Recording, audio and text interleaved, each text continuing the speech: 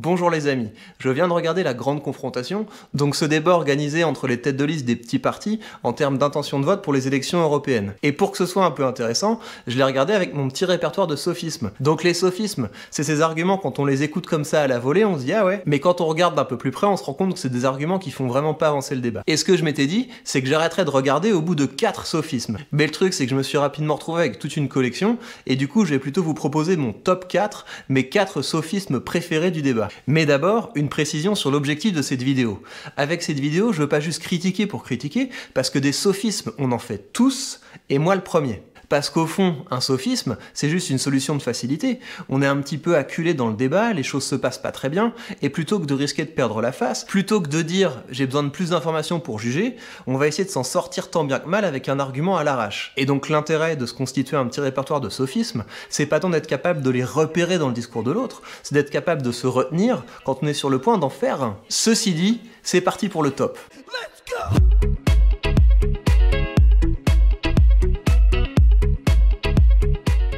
En 4ème position, j'ai sélectionné pour vous un beau petit ad hominem de Philippot. Donc je vous décris la situation.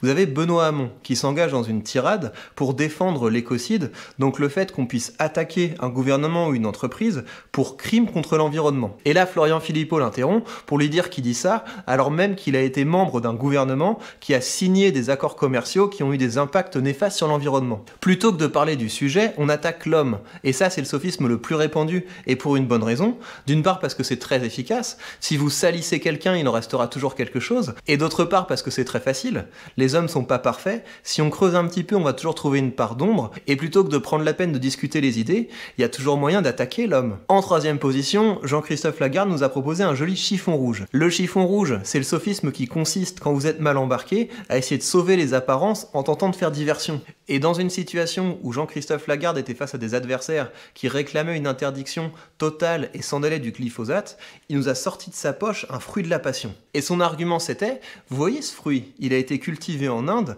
et comme en Inde on a interdit le glyphosate, il a été remplacé par une substance tout aussi nocive, l'intrazine. En d'autres termes, regardez, il y a tout un tas d'autres produits nocifs dont on pourrait discuter. En 2ème position, Asselineau nous a proposé un sophisme assez élégant, le non sequitur. Le non sequitur, ça consiste à faire comme si on venait de démontrer quelque chose avec un argument massu, alors qu'en vérité, la preuve qu'on apporte, elle n'est pas adaptée à la conclusion qu'on défend. Donc Asselineau était engagé dans une démonstration selon laquelle l'UE était la grande responsable de la pollution en Europe, et il a conclu sa démonstration en demandant quel est le pays qui est le plus en avance dans la transition écologique, la Suisse. Mais est-ce que la Suisse est membre de l'UE?